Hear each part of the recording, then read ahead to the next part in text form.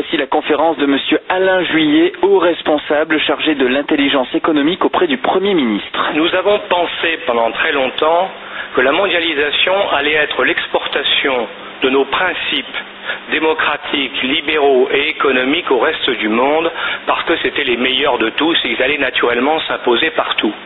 Il suffit de relire Fukuyama, ou d'ailleurs Huntington aussi, d'ailleurs, pour voir que dans un certain sens, ils allaient dans ce sens-là. Et puis en réalité, qu'est-ce qui est en train de se passer? Vous avez le véritable bouleversement de ce début du XXIe siècle, c'est que la mondialisation est en train de se faire non pas par nous, mais contre nous. Et que face aux 16 pays qui ont dominé le monde depuis 300 ans et dont nous faisons partie, et qui ont su prendre les richesses ailleurs en les achetant pas cher, pour les transporter chez nous, où nous créions de la valeur ajoutée qu'on gardait pour nous donner un formidable développement du niveau de vie, eh bien maintenant, on a 200 pays qui nous ont subis pendant 300 ans et qui maintenant ont envie de partager le gâteau avec nous.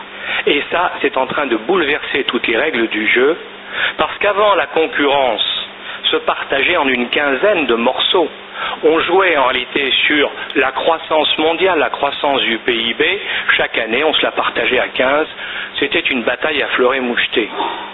Aujourd'hui, on doit se la partager à plus de 200 pays. Ce n'est plus une bataille à fleuret moucheté. C'est une concurrence exacerbée que nous commençons à voir et que nous n'avons jamais connue dans l'histoire du monde.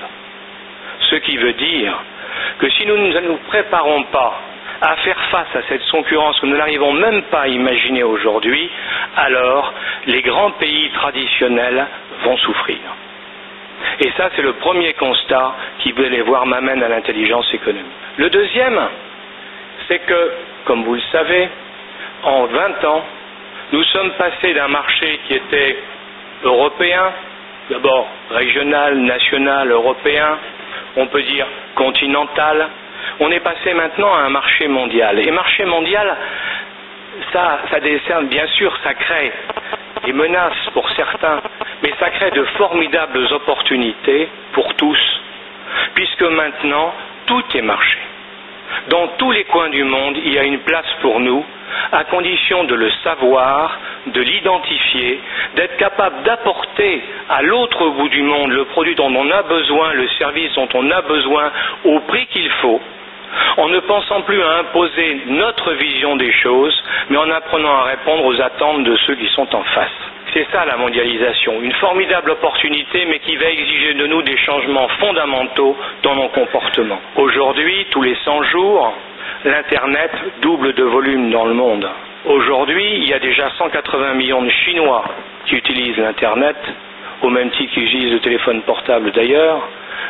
Et aujourd'hui, pour ceux qui savent parler chinois, les banques de données chinoises sur le marché chinois représentent 4 à 5 milliards de données stockées. C'est-à-dire qu'aujourd'hui, quelqu'un qui parle chinois et qui sait utiliser l'Internet est capable d'avoir plus d'informations sur la Chine que nous n'en avons sur la France. Tout est en train de changer.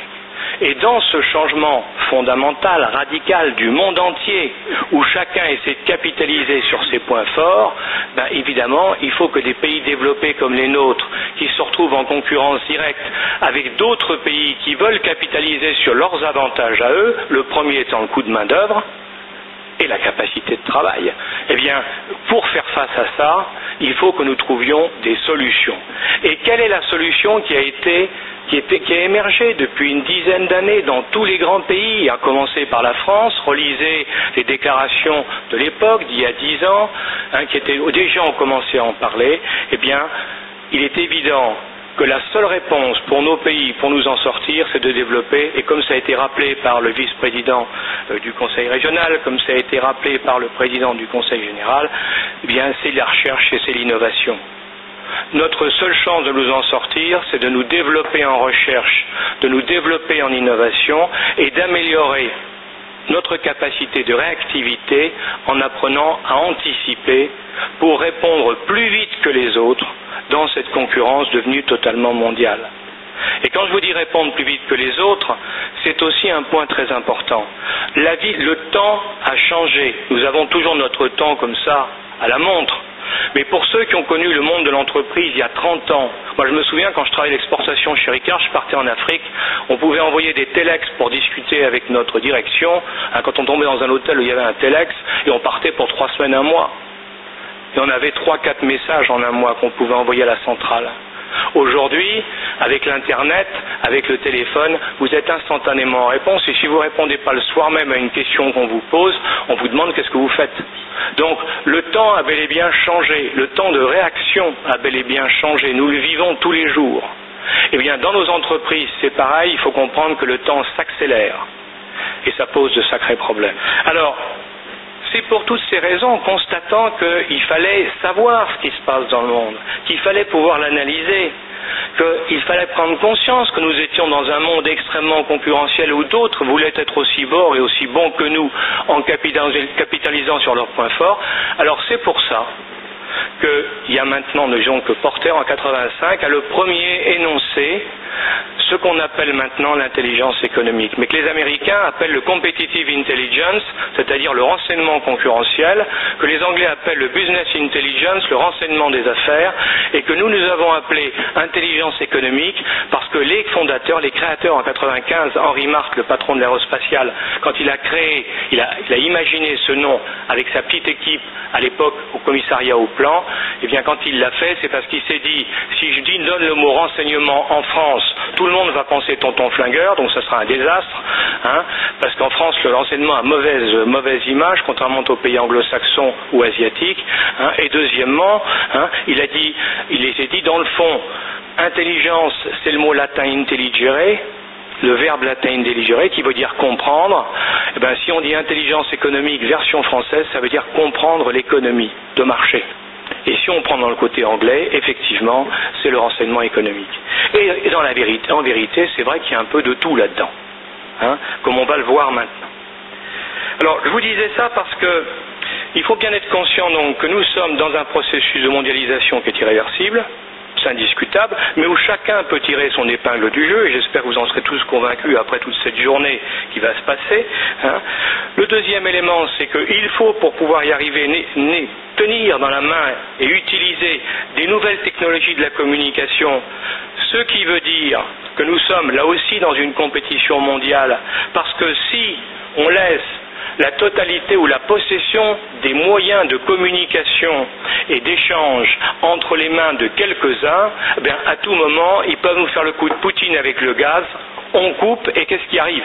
C'est l'histoire du GPS, quand on parle de Galiléo maintenant, par rapport au GPS américain, où comme vous le savez, imaginez un cauchemar pour tous les Européens actuellement, si demain matin les Américains décidaient de, pas tout de suite, mais mettons dans 3-4 ans, quand tout le monde aura un radar de bord qui vous guide, vous savez, au mètre près pour prendre les virages et prendre la bonne rue, imaginez ce qui se passe quand les Américains décident de mettre 100 mètres d'écart au lieu de 1 mètre, et ils peuvent le faire uniquement pour nous pénaliser. Et à ce moment-là, qu'est-ce qui se passe? Il y a une catastrophe dans toutes les villes, dans toutes les routes et partout, et tout le monde s'emboutit les autres. Alors, on ne peut pas laisser ça, et il faut faire Galiléo, c'est-à-dire qu'il faut faire un GPS européen. Et bien là, c'est exactement pareil. Il faut, dans les nouvelles technologies de l'information et de la communication, on se crée nous aussi des outils au niveau européen et au niveau français, bien sûr, de manière à nous permettre de faire face. Et c'est pour ça, par exemple, que l'Europe a décidé de faire le projet Quero, où sont des sociétés françaises qui sont en train de développer ça, avec Thomson à la tête et puis d'autres, et une petite société qui s'appelle Exalid. On essaie de développer des systèmes qui permettront d'être un peu plus performants et d'avoir des moteurs de recherche qui ne soient pas exclusivement dépendants des autres.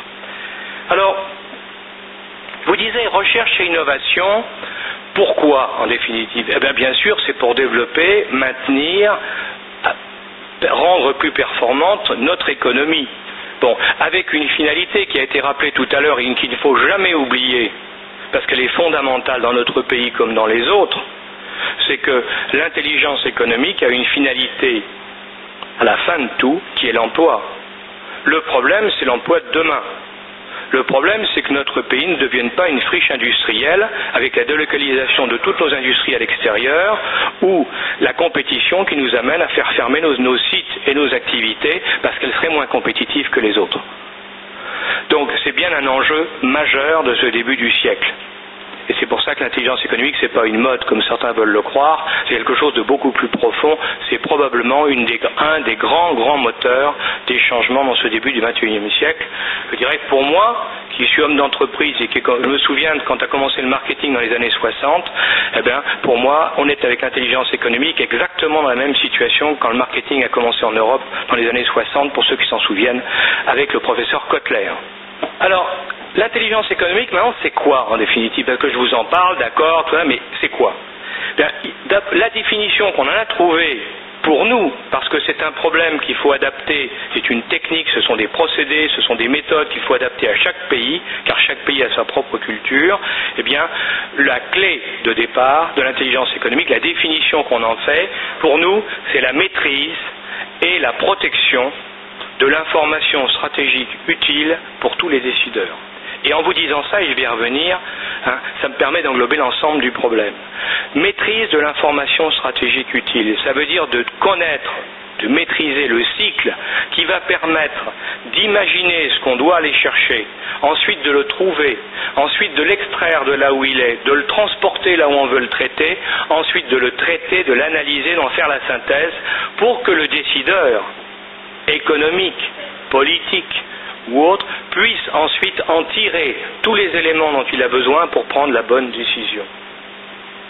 Alors, ça va comprendre, et vous l'avez bien vu, une première étape, c'est définir le cadre de l'intelligence économique, ça va être la prospective, parce qu'on ne peut plus échapper à la prospective aujourd'hui. Il faut imaginer comment sera le futur pour pouvoir ensuite décider ce qu'on va aller y chercher. Le deuxième élément, c'est la recherche, l'identification et la recherche. Identification et recherche en intelligence économique, ça veut dire de disposer de moteurs de recherche qui vont nous permettre dans tous les coins du monde et dans toutes les banques de données d'aller chercher les informations qui pourront nous être utiles. Et là, on peut dire dès aujourd'hui d'ailleurs que ces techniques, si vous voulez, elles vont là aussi évoluer très vite. Aujourd'hui, on fait du sémantique. Vous savez, on tape un mot et puis ça remonte tout de suite. Demain, on tapera un concept et c'est le logiciel lui-même qui cherchera à partir du concept tous les mots qui peuvent vous aider à trouver les réponses. Donc, ça va être un changement fondamental. Mais on en parlera certainement cet après-midi. Mais il n'y a pas que ça. Il n'y a pas que ça. Il faut être conscient aussi que ces moteurs de recherche, en définitive, ils sont, comme je vous le disais tout à l'heure, avec des capacités qui dépendent de ce qu'ils peuvent trouver. Quand vous parlez anglais, vous tapez sur le moteur de recherche sur Google ou Yahoo, si vous l'avez chez vous, et vous pouvez pratiquement tous l'avoir, vous tapez sur le web en anglais un mot et vous aurez, mettons, 10 000 réponses. Tapez le même mot en français sur le web en français et vous aurez à peu près 20% de moins de réponses. Ce qui veut dire qu'en concurrence mondiale aujourd'hui, quand vous parlez anglais, vous avez un avantage concurrentiel de 20% d'avantage par rapport au français. Ça commence pas bien. Et quand je vous disais tout à l'heure qu'on a d'autre part des banques de données inaccessibles parce qu'elles sont en ourdou, en kanji, en ce que vous voudrez, ou en swahili, et que on ne sait pas comment faire, eh bien, ça veut dire que là aussi, pour pouvoir y avoir accès, il faut absolument qu'il y ait le développement de logiciels de traduction automatique qui nous permettent instantanément de comprendre dans une langue étrangère ce qu'on peut lire. C'est en cours, ça commence. Dans les 3 à 5 ans, vous aurez pratiquement toutes les grandes langues du monde qui sont traduites automatiquement. Et pour ceux qui sont des chefs d'entreprise, eh bien, je peux vous dire que ça va nous changer la vie. Ça va vous changer la vie. Parce que imaginez quand vous taperez sur votre ordinateur une lettre en français, vous appuierez sur le bouton, ce sera traduit en chinois.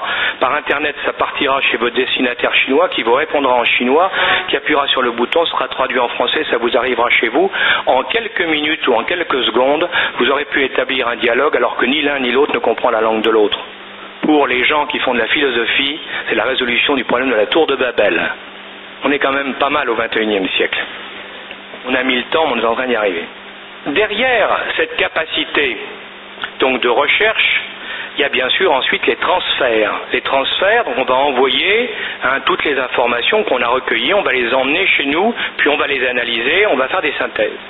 Et donc toute cette partie-là va nous permettre de prendre de bons choix. Alors je voudrais juste attirer à ce moment-là l'attention sur la deuxième partie de ma définition, quand je vous disais l'intelligence économique, c'est la maîtrise et la protection de l'information stratégique utile. Parce que nous sommes face à un véritable problème et qui est croissant, et qui est un problème que connaissent bien les militaires, qui est le problème de l'épée et de la cuirasse. Il y a plein de gens qui ont intérêt, pour des raisons concurrentielles ou autres, à s'infiltrer dans ce que vous êtes en train de faire, soit pour savoir ce que vous êtes en train de récupérer, soit pour vous détourner tout ce que vous avez cherché, ça peut être utile, soit pire encore, et ça devient un grand jeu actuellement, envoyer de fausses données dans votre système, de manière à ce que votre raisonnement soit faux. Et là, ça pose un énorme problème.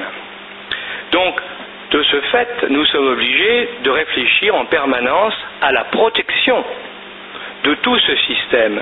Ça veut dire protection des logiciels, protection des opérations, protection des flux, de manière à éviter qu'à un moment ou à un autre, des gens puissent rentrer dans le système. Et quand vous pensez, certains, j'en suis certain, je suis sûr que beaucoup d'entre vous pensent que d'abord ça n'arrive qu'aux autres, mais vous savez, tout le monde aujourd'hui met des spyware, des adware, des sniffers ou ce que vous voudrez dans vos ordinateurs, ne serait-ce que pour connaître vos goûts et pouvoir ensuite vous pouvez envoyer. Alors ça marche moins bien parce qu'ils commencent à avoir des contrôles, mais des spams ou autres qui tiennent compte de vos goûts pour tel ou tel produit ou telle chose qui vous intéresse. Bon. Et ça, il ne faut pas croire que ça n'arrive qu'aux autres. Aujourd'hui, nous sommes dans un environnement où en permanence nous sommes surveillés et attaqués. Les Américains, enfin l'ensemble ce qu'on appelle dans le jargon des journalistes échelon, qui en réalité ne s'appelle pas échelon, ça s'appelle Ukusa, mais enfin peu importe, où vous avez dedans les Néo-Zélandais, vous avez les Anglais, vous avez les Australiens, vous avez les Américains et probablement les Polonais, eh bien dans cet ensemble de pays, aujourd'hui, il y a des grandes oreilles, comme on dit, qui écoutent tout. Alors on me dit, on n'écoute pas n'importe qui, bien sûr. Sauf si vous prononcez des mots. Aujourd'hui, la sélection, l'enregistrement est automatique si vous prononcez certains mots. Si vous dites Al-Qaïda, ici, en appelant dehors de votre téléphone, soyez tranquille, c'est enregistré. Si vous dites Ben Laden, c'est enregistré. Si par contre vous parlez d'autre chose, ça ne sera pas enregistré, bien sûr. Je vous dis ça, mais il faut quand même faire attention. Il faut faire attention parce qu'il faut prendre conscience que tout peut être piraté. Vos ordinateurs peuvent être piratés aussi. Pour ceux qui pourraient en douter, vous avez tous des banques antivirus, vous avez des antivirus parce que sinon vous seriez mal. Bon, comme vous avez la flemme, bien entendu, d'envoyer chaque jour, d'appeler pour qu'on vous fasse envoyer la banque d'antivirus, elle est automatiquement envoyée sur votre ordinateur en général à une heure donnée. Est-ce que vous êtes posé la question de savoir que par ce chemin que le fabricant ouvre pour pouvoir entrer dans votre ordinateur, on peut rentrer avec d'autres choses? Eh oui, c'est ce qu'on appelle le cheval de Troie. Relisez l'histoire et la mythologie.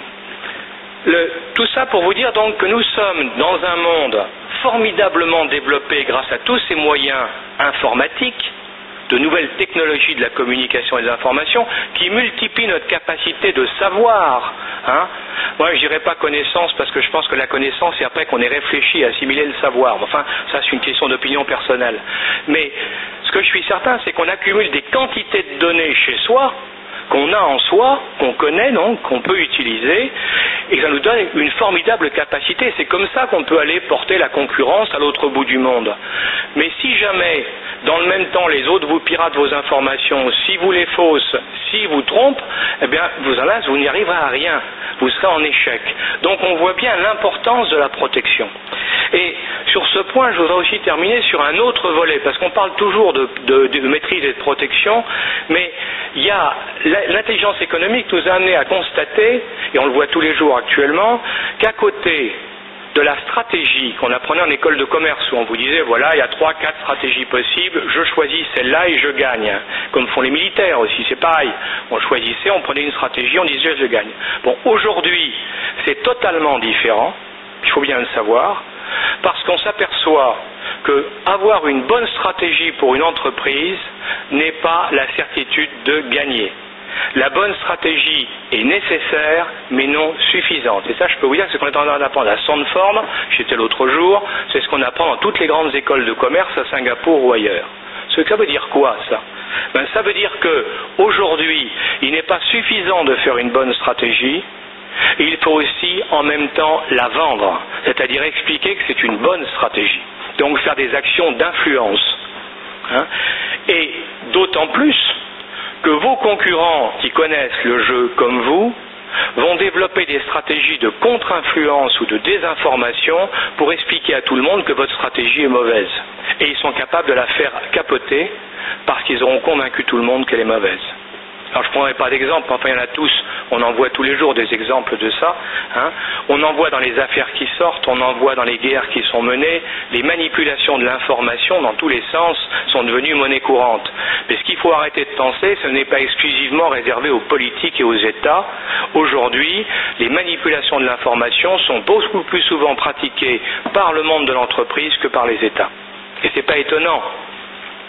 Ne serait-ce que d'ailleurs parce que sur les 100 plus grandes puissances mondiales au niveau financier, il y a moins de 50 États et plus de 50 entreprises. Il faut peut-être y penser.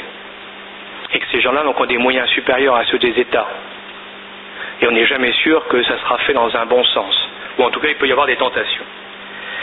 Alors, un dernier point avant de vous parler un peu de politique quand même, de politique publique d'intelligence économique auquel on s'occupe, c'est que je voulais vous dire un mot sur tout ce qu'on appelle offensif et défensif, parce que je lis beaucoup de choses là-dessus, sur l'intelligence économique. Il y a les tenants de l'intelligence économique offensive, il y a les tenants de l'intelligence économique défensive, et pour ceux qui se poseraient la question, qui voudraient faire de grandes réflexions là-dessus, moi je vous livrerai le fond de ma pensée. Est-ce qu'en judo, il y a un judo défensif ou un judo offensif? Non. Il n'y a qu'un seul judo. Parce que dans tous les cas de figure, on tire parti des déséquilibres de l'adversaire pour le faire tomber. Eh bien, c'est exactement la même chose en intelligence économique. Il n'y a pas d'intelligence économique défensive ou offensive, il y a simplement une intelligence économique dont on va utiliser les éléments dans différents types de situations. Mais la technique est la même, les méthodes sont les mêmes. Et donc les moyens sont les mêmes. Moyens dont je tiens à dire ici également qu'ils doivent rester légaux. Parce que j'entends souvent, en particulier, parler d'espionnage. Excusez-moi, l'intelligence économique, ce n'est pas de l'espionnage, c'est du renseignement, d'accord? C'est-à-dire qu'on va chercher de l'information, mais on va chercher de l'information ouverte, c'est-à-dire l'information que l'on peut trouver, et pas plus. Pour une raison très simple, c'est qu'aujourd'hui, 90 à 95% de l'information est disponible de manière ouverte à travers les fascicules, les catalogues, dans les salons, à travers l'Internet et autres. Pourquoi voulez-vous prendre le risque de mettre en danger votre entreprise pour les 5% qui vous manquent? Quel est le chef d'entreprise qui a acheté une entreprise en connaissant 95% de l'entreprise qu'il achetait? Moi, j'en connais pas et j'ai acheté des boîtes pendant un certain nombre d'années. Il y a des techniques différentes sur les sociétés avec qui je travaillais. Donc il faut être réaliste. Aujourd'hui, l'intelligence économique légale suffit largement pour être efficace. Et ça, il faut bien le savoir. Et ceux qui proposent d'aller plus loin peuvent entraîner ceux qui l'acceptent dans des malheurs sans fin, parce qu'on ne sait pas où ça s'arrête, et comme c'est illégal, c'est sévèrement condamné. En tout cas, je peux vous assurer qu'en France, et tant que je serai au poste où je suis, si on en prend un, c'est la tôle, qu'il soit français ou étranger. Alors, politique publique d'intelligence économique. Ce que je dis, l'intelligence économique, c'est pas une mode, c'est quelque chose de nouveau, c'est parti, ça y est, on s'y est mis en France. On s'y est mis en France en 95, on avait commencé, ça n'a pas pris, faut être honnête, ça n'a pas vraiment pris. Seuls quelques professeurs, dont un qui est ici, ont continué malgré tout et ont développé l'intelligence économique en France, mais il faut dire qu'ils n'étaient pas nombreux, mais ils ont eu raison de continuer, puisque à la fin, c'est quand même, grâce au rapport de Bernard Carayon en 2003, qui a relancé véritablement, qui a été le détonateur, qui a fait partir en force l'intelligence économique dans ce pays, depuis, il y a toute une mécanique qui s'est mise en place. Alors, qu'est-ce qu'elle fait, cette mécanique? Elle est simple. Le problème que nous avons, et c'est pour ça que c'est une politique publique, le problème que nous avons, c'est comment faire pour que les 2 300 000 entreprises françaises, ou plus exactement, celles du CAC 40, entre parenthèses, le CAC 40, je ne sais pas si vous le savez, parce que tout le monde me parle des entreprises du CAC 40 en disant la France. Il n'y a que 8 entreprises au CAC 40 qui ont une majorité de capitaux français, il faut quand même le savoir. Hein? Il faut arrêter de raconter des histoires là-dessus, il faut peut-être être un peu réaliste. Hein? Mais ça veut bien dire que ce n'est pas sur le pourcentage d'actions qu'il faut juger si une entreprise est française ou pas. C'est important, et comme le font d'ailleurs les Anglais ou les Japonais ou d'autres ou les Américains, ce qui est de se dire, si une entreprise a beaucoup d'emplois en France, si elle a un laboratoire de recherche en France, si elle dépose ses brevets en France, alors il faut la considérer comme française. Aussi bien qu'une entreprise française. Sinon, on ne s'en sortira pas. Si on prend uniquement que les entreprises qui sont purement françaises à plus de 51%, ça va terminer très mal et très vite. En tout cas pour les très grosses. Mais ce n'est pas les grosses qui nous intéressent. Parce que nous, à notre niveau, les grandes entreprises, on les a en face, mais elles savent se débrouiller toutes seules. Elles ont les moyens de se payer des équipes d'intelligence économique, elles ont les moyens financiers, les moyens informatiques, elles ont tout. Donc elles n'ont pas besoin de nous en réalité. Déjà un peu plus, c'est les 500 entreprises, c'est les 1500 entreprises qui font plus de 500 personnes en France, car il n'y en a que 1500 qui font plus de 500 personnes en France. Alors celles-là, il faut qu'elles y arrivent de gré ou de force et vite à l'intelligence économique et il faut qu'on les accompagne. Mais le vrai problème, et là on est en plein dans le pôle fruits et légumes d'aujourd'hui, le vrai problème que nous avons, c'est les 189 000 entreprises qui font entre 9 et 200 personnes. Parce que c'est celles-là qui assurent l'emploi dans ce pays, principalement, et c'est celles-là qui vont le plus souffrir, si on n'y fait pas attention, de la mondialisation. Donc c'est celles-là qu'il faut qu'on aide, en apportant tous les moyens possibles pour qu'elles puissent être plus efficaces, plus compétitives. Et comment faire? C'est ça le but d'une politique publique. Pour que les entreprises apprennent à s'approprier la démarche d'intelligence économique. Parce que ce n'est pas l'État qui va prendre par la main tout le monde pendant 20 ans. Ça, c'est pas vrai. Et on ne peut pas en plus. Hein, on n'a pas les moyens. Mais par contre, ce qu'on peut faire, c'est mettre en place tous les éléments qui vont permettre à chacun ensuite de se mobiliser et de jouer. Alors quels sont ces mots? Quels sont ça? D'abord, au-delà de la sensibilisation, il y a la formation. Formation initiale dans les écoles, dans les universités, ça se met en place. En septembre, il y aura 50% des entreprises qui dépendent des grandes écoles qui auront un module d'intelligence économique et il y aura une soixantaine de formations en université et deux licences master et doctorat. C'est vous dire que ça se met en place. Peu à peu, mais ça démarre. Bon. Deuxième volet, beaucoup plus important, paradoxalement, la formation continue. Il faut qu'on forme les entreprises, les gens dans les entreprises, en s'adaptant à leurs capacités de temps, à leurs intérêts aussi, et il faut qu'on forme les administrations. Parce qu'il faut que les administrations aussi comprennent ce que c'est. Donc on a un énorme travail, et comment on peut le faire? Eh bien, pas avec l'aide des conseils régionaux, avec l'aide des fédérations professionnelles, avec l'aide des chambres de commerce, avec l'aide de tous ceux qui peuvent jouer leur rôle parce qu'ils ont des moyens qui leur permettent, de moyens de formation qu'on peut utiliser, et bien sûr dire aussi avec les cabinets spécialisés qui font de la formation. Donc, premier grand volet indispensable, parce que c'est la base de tout, c'est la formation pour les gens qui soient capables de faire de l'intelligence économique. Deuxième volet que nous devons développer, c'est bien sûr des outils. Alors je vous disais tout à l'heure, l'Europe est en train de développer Quero. Bon, il faut qu'on arrive là encore à encourager nos entreprises à développer des logiciels, à développer des technologies qui nous permettront de mieux répondre. Ou plus exactement, qui nous permettront de répondre, d'avoir des informations à peu près sécurisées. Je dis à peu près sécurisées parce que tout à l'heure je vous ai dit qu'on pouvait intercepter beaucoup de choses. Mais on peut quand même, par exemple, mieux contrôler le problème des backdoors, c'est-à-dire des moyens pour les fabricants de rentrer dans les ordinateurs pour aller voir ce qui se passe dans leur logiciel, qui est un truc classique dans pratiquement tous les fabricants de logiciels, mais qui pose un problème de sécurité. Le troisième volet, si vous voulez, de cette politique, donc après la formation, les outils, bien sûr, c'est de voir comment on peut, sur le territoire national et à l'exportation, aider nos entreprises. Alors je commencerai par le plus simple, même si c'est le plus compliqué, et là on a le plus de retard, qui est le problème de l'exportation. Comment faire pour aider nos entreprises à l'international? Il est clair que pour ça, nous devons, la première mission que nous devons faire, le premier objectif qu'on s'est fixé, mais qui n'est pas réglé parce que c'est très compliqué, c'est d'essayer de mettre en commun toutes les informations qui existent en France pour les mettre à disposition de nos entreprises. C'est facile à dire, c'est horriblement difficile à faire. Parce que nous sommes dans un pays très individualiste, aussi bien au niveau des administrations que des individus, ou dans les entreprises, où chacun considère que l'information, c'est le pouvoir, donc il le garde pour lui. Donc tout le problème qu'on a aujourd'hui, c'est de convaincre tout le monde que dans un monde de surabondance d'informations, comme c'est celui dans lequel nous vivons aujourd'hui, une information seule ne vaut absolument plus rien, d'autant plus qu'elle peut être fausse. Comme je viens de vous dire, on va plus vous mettre mauvaise information.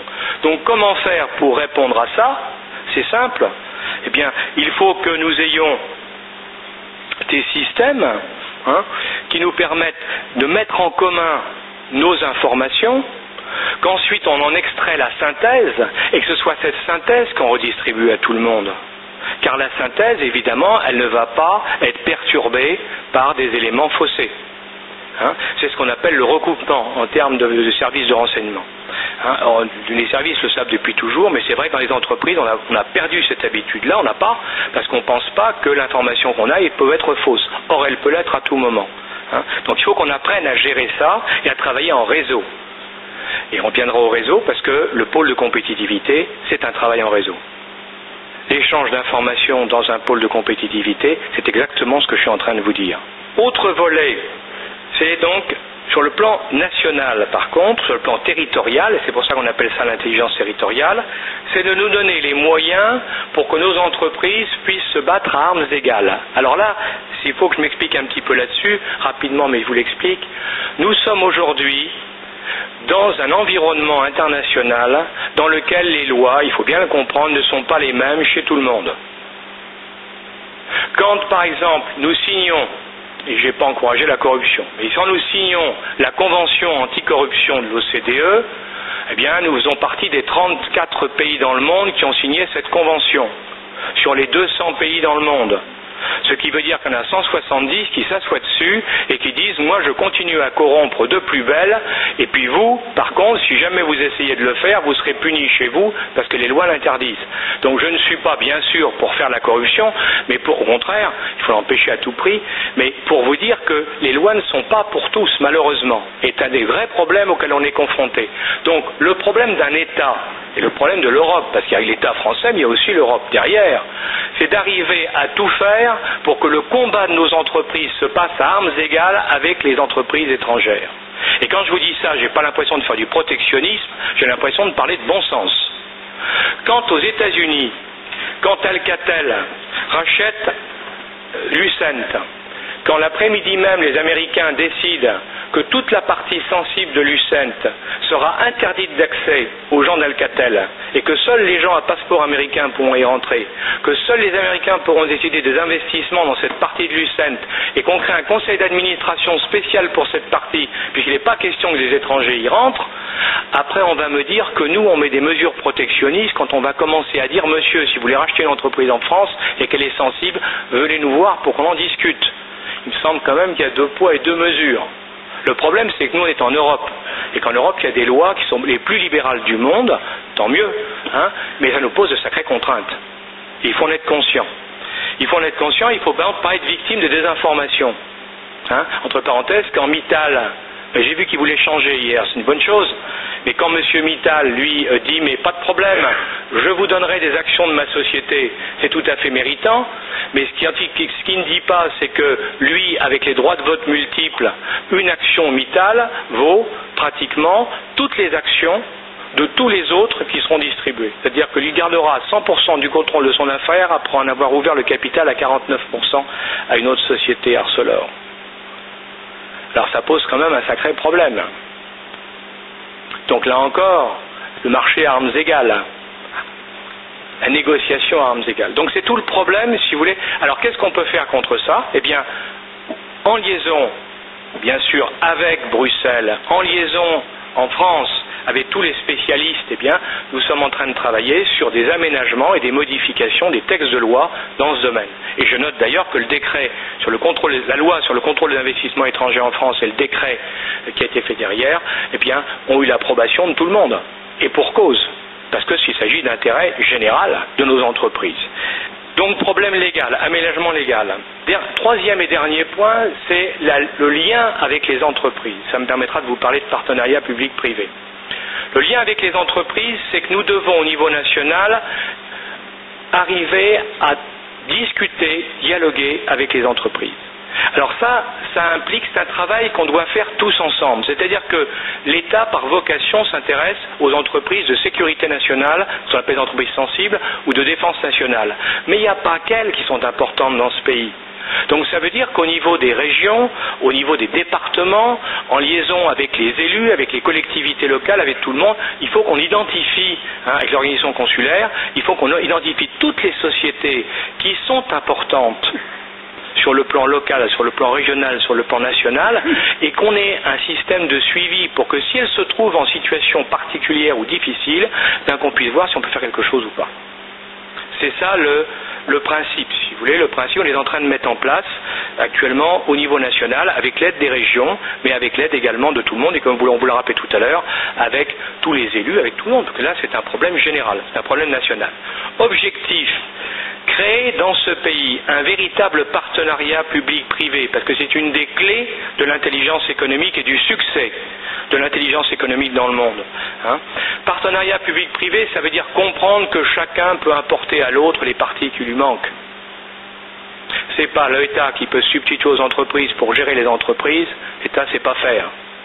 Mais l'État sait faire d'autres choses que les entreprises ne savent pas faire. Ne serait-ce que, par exemple, identifier les individus ou les sociétés mafieuses qui sont sur le marché du monde des affaires et qui arrivent en force actuellement dans notre pays, comme dans toute l'Europe. Donc, travail en commun, et c'est comme ça qu'on y arrivera. Alors, comment alors, à partir de là, on s'est dit comment faire, comment créer une vitrine pour expliquer tout ça, et la vitrine elle est venue naturellement, parce que Porter l'avait lancé aux États-Unis, on a pensé à un cluster il y a 15 ans, tous les grands pays, la Suède l'a fait, l'Angleterre l'a fait, le Danemark l'a fait, le Japon l'a fait.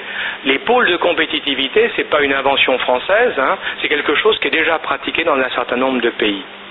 Et c'est quoi un pôle de compétitivité? Si vous avez bien vu tout ce que je viens de vous dire, le pôle de compétitivité, c'est extrêmement simple. C'est prendre des entreprises qui ont une même finalité, quelle que soit leur taille, comme ça a été répété, et leur dire, si vous vous mettez ensemble, si vous travaillez ensemble, si vous échangez des informations intéressantes entre vous, eh bien, vous allez tous, et vous mettez en commun un certain nombre de choses, et en particulier les moyens de veille, les moyens de veille et d'analyse du marché mondial, eh bien, vous allez tous en bénéficier. Alors bien sûr, à la française, on dira, oui, mais moi, je veux faire ça tout seul. Ah oui, mais vous n'avez pas les moyens qu'on pourra avoir en mettant tous les moyens de tout le monde en commun, par exemple sur la veille ou sur l'analyse. Et ensuite, d'ailleurs, quand vous aurez bénéficié de toutes ces informations, chacun va en tirer son épingle du jeu. Alors on va me dire, oui, mais l'autre aussi, peut-être. Mais les 10, les 15, les 20, les 30 entreprises concernées, toutes, elles ont fait une progression qui font qu'elles sont meilleures, les 10, les 20, les 30 ou les 40, que les autres. Donc après que la concurrence reprenne entre les 30 ou 40, mais déjà, elles ont gagné un avantage compétitif. Et dans le monde actuel où la concurrence va être de plus en plus dure, c'est une des réponses techniques pour pouvoir aller plus loin et pour pouvoir s'en sortir. C'est pas pour rien que c'est pratiqué ailleurs avec beaucoup de succès. Donc c'est tout l'enjeu, si vous voulez, ces pôles de compétitivité dont on va reparler tout à l'heure, parce qu'il y a beaucoup de gens qui vont en parler. Voilà. Je ne voudrais pas, parce que je suis un peu long et je m'en excuse, pour terminer, pour vous dire que agroalimentaire, dans notre pays, c'est assez curieux, mais ça a toujours été un peu le parent pauvre de l'État. Si je parle sans langue de bois. On a toujours oublié qu'à l'exportation, l'agroalimentaire avait été la deuxième montant total d'exportation depuis maintenant plus de 50 ans dans ce pays. On nous parle toujours des centrales nucléaires, on nous parle des raffineries, on nous parle du Airbus, on oublie de voir le formidable, colossal, total des exportations que représente l'ensemble des opérations d'agroalimentaire. Donc il est évident que s'il faut absolument qu'on fasse tout pour continuer dans ce sens-là dans le futur, et comme c'était rappelé tout à l'heure. Donc il est évident qu'on doit se mobiliser. Et dans ce cadre-là, l'expérience qui est faite avec ce pôle européen de fruits et légumes est extrêmement importante parce que, comme ça a été dit tout à l'heure, j'ai noté, c'est à la fois une action, mais c'est aussi un laboratoire.